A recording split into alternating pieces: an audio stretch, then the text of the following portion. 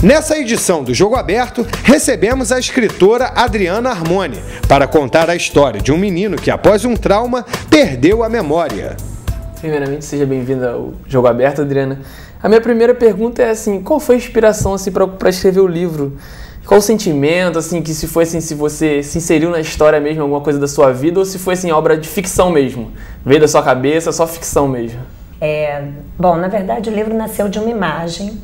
Quando eu estava numa pousada em Búzios e tinha uma piscina, e do lado da piscina tinha uma escada que levava a uma sauna, né? E aí eu desci a escada na entrada para a sauna e vi que tinha um retângulo de vidro que dava acesso à piscina. Só que eu já tinha ido à piscina e não tinha percebido isso. Eu comecei a pensar, você imagina uma pessoa, né, que esteja na sauna, relaxando, enquanto pessoas na piscina estão nadando, ou conversando, ou brincando e não sabem que estão sendo observadas. E de repente essa pessoa que está, né, olhando esse retângulo de vidro vê alguma coisa, né, que não deveria ter visto. Então, a partir dessa imagem, eu resolvi escrever o romance. E daí o nome Estranhos no Aquário. Quer dizer, num primeiro nível de significação, era essa a ideia. Quer dizer, de repente, uma pessoa que vê outras nesse aquário de vidro como se fosse um sonho. E num outro nível, já que o romance trata justamente de perda de memória, quer dizer, esse personagem, então, que vê esses outros nesse aquário e tem um choque, tem um impacto, sai, pega o carro desesperado, sai dessa pousada e tem um acidente que faz com que ele perca parte da memória. Quer dizer, primeiro, na chamada amnésia pós-traumática, ele esquece o que aconteceu imediatamente antes. E depois ele tem um problema de que não consegue reter mais os acontecimentos, não consegue mais construir uma memória para que possa construir a sua história para o futuro. É como se cada coisa, de 10 em 10 minutos, estivesse acontecendo uma primeira vez, né? Então, com esse acidente, ele passa a ver o mundo como se fosse um mundo estranho, é um mundo meio de sonho, né? Nesse aquário que se torna a realidade dele. E por que você resolveu abordar uma história de identidade, redenção no livro? Eu acho assim que quando a gente reflete sobre memória, né, a gente está refletindo sobre um fenômeno universal, né? Todos nós somos o resultado das nossas memórias e todos nós nos construímos através da memória.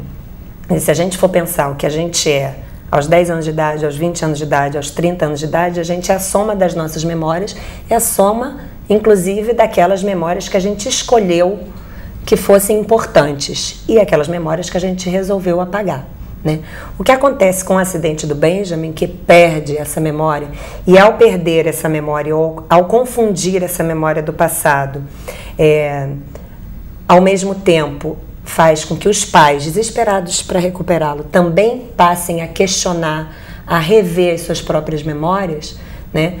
É justamente uma radicalização de algo que é muito importante para nós, né? Que constitui a nossa própria identidade. Então, como uma pessoa que perde a memória pode reconstruir sua identidade?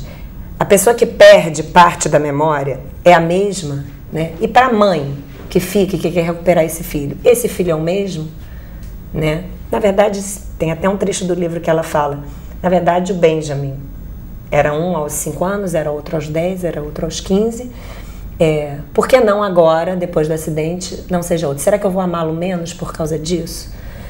E, como eu falei, essas questões de memória fazem com que eles mesmos, pai e mãe, revejam a sua memória e o seu próprio passado e optem por reconstruir, né, por fazer aflorar algumas memórias, né, de forma que essa família possa reconstruir alguma história no futuro. Construir até uma nova história, né? Exatamente. E na hora de escrever o livro, assim, a gente percebe que o livro assim, tem acontecimentos no passado, no presente, assim, teve uma dificuldade maior, assim, pelos fatos não serem linear, ou assim, foi mais legal, você achou mais legal, assim, escrever? Na verdade, foi uma opção, assim, quando eu pensei na estrutura do livro, já que o livro tratava de memória e a memória não é linear, né? Às vezes uma coisa que aconteceu ontem pode parecer muito mais distante do que uma coisa que aconteceu 10 anos atrás, se ela é mais significativa para a gente, né? Então o livro faz uma alternância, né? Um capítulo vai para o passado, outro capítulo vai para o presente, depois outro vai para o mais passado do que aquele passado e outro vai para o presente, né? Assim como a alternância de pontos de vista, né? Ponto de vista do pai, ponto de vista da mãe, ponto de vista do filho, né? Ponto de vista da Maíra. Então, na verdade, toda memória tem esse processo meio de quebra-cabeças, né? Se a gente for pensar, a gente vive aparentemente no presente, né? Na verdade, o presente não existe, né? Existe o passado e existe o futuro. O presente está ali passando, né? Aquela coisa que é a passagem perceptível de um para o outro. Mas quando eu estou aqui, por exemplo, eu sou a soma das minhas memórias e a soma dos meus projetos, né? Então, na verdade, a gente é esse quebra-cabeças. A gente procura dar uma impressão de linearidade, a gente tem nossos compromissos, né? Tal hora, tal dia, etc. Isso que segura a estrutura. Mas a gente, intimamente, é esse conjunto, essa bagunça de referências, né? E a cada momento a gente vai ser, a nossa identidade vai ter a ver com a maneira que a gente estrutura, que a gente constrói essas referências, esses projetos e essa memória do que a gente foi. O acidente do Benjamin acontece na virada do ano. Você quis passar alguma mensagem com isso? Porque aí depois ele perde a memória e teve aquela coisa que aconteceu, né? Na virada. Tem a ironia de ser um ano novo, né? Esse ano novo, na verdade, é um ano que nunca se configura, porque como ele perde a memória recente, ele tá sempre achando que ele tá no dia do ano novo, né? Então, 20 minutos depois, ele, é um ano novo, pai, para onde estamos indo? Estamos indo para pousada. Ele estava na expectativa de ir para pousada com os amigos, com a namorada e tudo mais. Então, esse ano novo eterno que nunca vai acontecer de fato, né? Por outro lado, esse ano novo é a virada do milênio, né? E aí, eu procurei fazer um paralelismo com o bug do milênio. Tem inclusive uma conversa entre os amigos, entre os garotos, né, em que eles falam justamente, será que vai acontecer a pane, realmente vai parar, vão se perder todas as informações dos bancos? Lembro da época do bug do milênio, né? Então a virada do ano 2000 seria marcada por essa perda de memória, né? Então esse bug do milênio é paralelo ao bug que acontece com o Benjamin, que acontece uma pane na memória dele, tá? Então a ideia é fazer Foi um jogo. É um jogo, uma brincadeira, e ao mesmo tempo fazer indiretamente uma reflexão sobre o que é a memória no nosso tempo, né? Que é um grande tema do nosso tempo. Falando do livro, falar da capa agora, que a capa é muito bonita. Como foi o processo dessa capa? Você escolheu? Eu queria que a capa fosse muito especial. Na verdade, os meus 2 outros romances também foram escolhas minhas. Eu faço questão de escolher, né, o tom e a própria imagem da capa. No caso desse Estranhos no Aquário, foi uma imagem que eu vi de uma artista plástica americana chamada Sandy Skoglund. Na verdade, nem foi essa imagem, era uma outra imagem com peixes também, esses peixes dourados, né, alaranjados aí, com uma mãe e um filho dormindo e toda azul.